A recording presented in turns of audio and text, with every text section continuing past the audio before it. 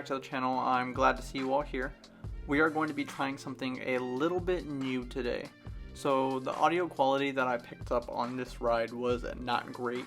A lot of the drive was on the highway, so there was a lot of wind noise, a lot of shakiness, and a lot of popping in the mic. So overall, just not great quality. I'm a firm believer that audio quality is more important than the actual video quality when making these videos. So we went ahead and got a Yeti mic. So I'm going to be doing a voiceover today instead of the normal recording while driving. So there are a lot of things that are said about the Sportster, a lot of opinions towards it. So I wanted to sort of touch on some of those topics, and other than that, just give my overall opinion of this bike. I have owned it for about 1,000 miles. I'm at like 1,200 miles right now, and I've had it for a few months, so I think I have a pretty good idea of what this bike can do. So I just wanted to give my overall opinion of it, touch on some of these topics, and let's get into it. So while I was doing research for the Sportster, I really learned two things. One of those being that the Sportster has a really large fan base, and that those people are really just die hard for the Sportster. And the second thing is that outside of that fan base, the Sportster really does not get a lot of credit. So when I say that, there's really three, technically four, but two of them go together quite well. There's really three things that I hear a lot about it, and that's one, that it can't handle the highway, or that it doesn't have enough power. Two, being that it's a girl's bike, and three, that it's not a real Harley Davidson. So after spending a few months with the Sportster and over 1,000 miles, I feel like I have enough experience with it, and I know enough about it that I can finally give my opinion on some of these topics. So when it comes to highway riding with the Sportster, in my experiences, I have had no issues. A lot of people say that it can't handle highway speeds, which is definitely not true. I have had no issues keeping up with traffic, passing traffic with this bike. The highway speeds in Texas are quite high, about 70-75 miles an hour, and even with that, a lot of Texans speed. So traffic normally moves around 80 miles an hour, and I have had no issues keeping up with it on this bike. So this isn't a written fact anywhere, but from my experience going about 80 miles an hour, I'm at around 3,700 RPMs.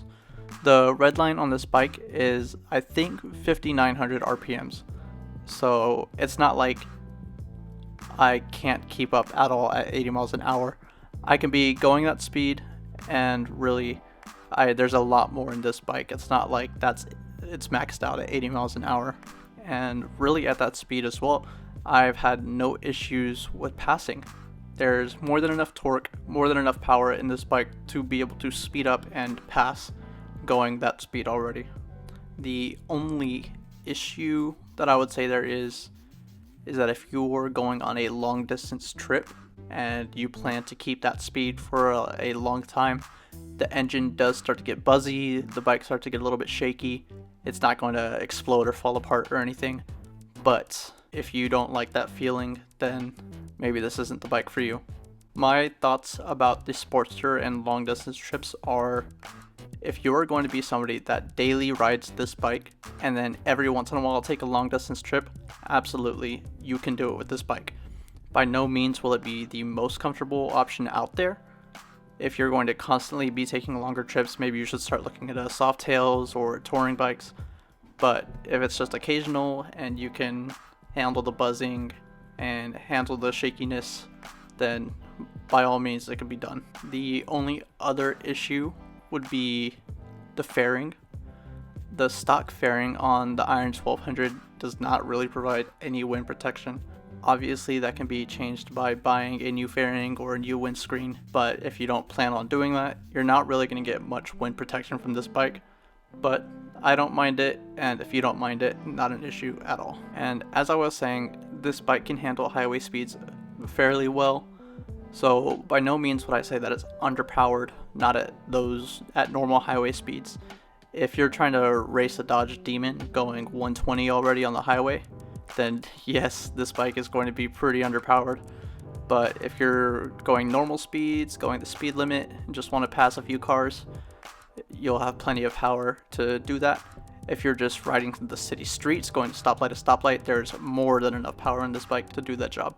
So talking about the power of the Sportster really brings me into the next topic, which is people saying get a real Harley, or the Sportster's not a real Harley.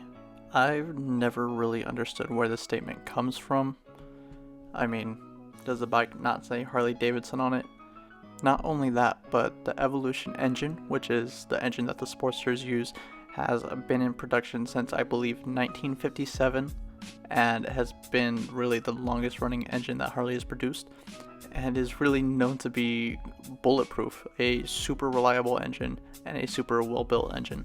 And if the motive of saying that the Sportster isn't a real Harley comes from it not having a lot of power, it does have a 1200cc engine, which, I mean, compared to the 107 cubic inch, which is 1700 cc's, or the 114, which is nearly 1900 cc's, it doesn't seem like a lot, but leader bikes use 1000cc engines. I mean, yes, they're tuned differently and they're used for very different things, so they work very differently, but a 1200cc engine is not small by any means. And yes, the Sportster does have a smaller engine, and it doesn't handle highway miles as well because it doesn't have a 6th gear, different tuning, all sorts of things. That doesn't make it a slow bike per se. I mean, straight off the line, the Sportster can very well keep up with any of the big twin Harleys. So saying that the Sportster isn't a real Harley has never made sense to me. And sort of in the same category, I guess all these topics relate to power and horsepower and all this. The last thing that I hear quite a bit is that the Sportster is a girl's bike. And when you really think about it, yes, the Sportster is a girl's bike. So are Fat Bobs, so are Ninjas. Any bike is a girl's bike if a girl is riding it. Any bike is a man's bike if a man is riding it. So again, if the stigma is that it's a girl's bike because it doesn't have a lot of power, it's pretty false. I mean, yes, it's not as much horsepower or as much torque as those big twin Harleys, but that doesn't make it a slow bike, doesn't make it a powerless bike. And like I mentioned in my very first video, there are tons of options that you can do to this bike to make it super quick, super fast, super powerful. So this isn't really one of the things that I initially said I was going to talk about, but it is something that I feel like I should address. A lot of the times when I hear people saying that they're going to get a Sportster, or that they want to get a cruiser, they're thinking about getting a Sportster, like just in general, people wanting to buy Sportsters, I hear a lot of Harley fans saying, no, don't do that. Why would you buy the Sportster? Get a bigger Harley, get a real bike, blah, blah, blah. Stuff like that. And where I feel like the issue isn't this, of course, everybody's entitled to their own opinion, but the Sportster is one of the most reliable, and with this price, it really appeals to a younger audience or newer riders. And if we have big twin Harley fans scaring away younger riders, that's really scaring away business for Harley Davidson. So really what I'm trying to say is, instead of driving sales away and driving people away from Harley Davidson, we should be encouraging them to come in. It doesn't matter if they want to start on a Sportster or a Road King or a trike, really. If they want to come into the Harley Davidson family, we should be encouraging that. And finally, I just wanted to talk about my final personal opinion of this bike. So as I've said before, I do own the Sportster. I own the 1200 model. It is a 2020. I've had it for about 1200 miles. I bought it in November, so I've had it for about 4 months. And I can say with 100% certainty that I love this bike. This bike has given me a great journey so far. It has done everything that I've needed it to do. It has never given me any issues. It has been rock solid. It has been super comfortable. It's been super fun. Overall, in my opinion, a great bike, a great investment. For the price point that you're paying for it, I think the Sportster does everything it needs to do extremely well. And I did mention it at the beginning of the video. A key word for this bike is daily. This bike is a daily bike. This bike is meant for commuters. If you don't plan on using it for that, again, I would look elsewhere. But if you want a really good, really fun, reliable commuting bike, this is it. The 883 more meant for beginners. The 1200 step up, a pretty big step up in my opinion, and it has been an absolute blast. And I think it is a job well done from Harley Davidson with this bike. So that about wraps it up for this video. I just really wanted to get my opinion out there on some of these topics and my final opinion out on this bike. I really hope that it helped y'all. I hope that y'all learned something from it, and I hope y'all enjoyed it. Make sure y'all follow my Instagram here. Make sure y'all subscribe. Make sure y'all hit that like button. Make sure y'all leave a comment. Let me know what I did good, what I did bad, and what I can change in the next video. And I've got some pretty exciting news coming up in the next video, so make sure you stay tuned after this to find out what it is. I will see y'all next time.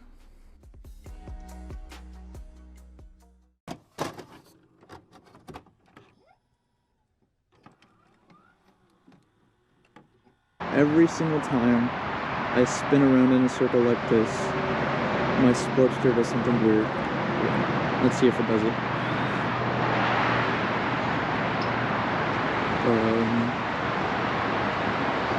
Hold on.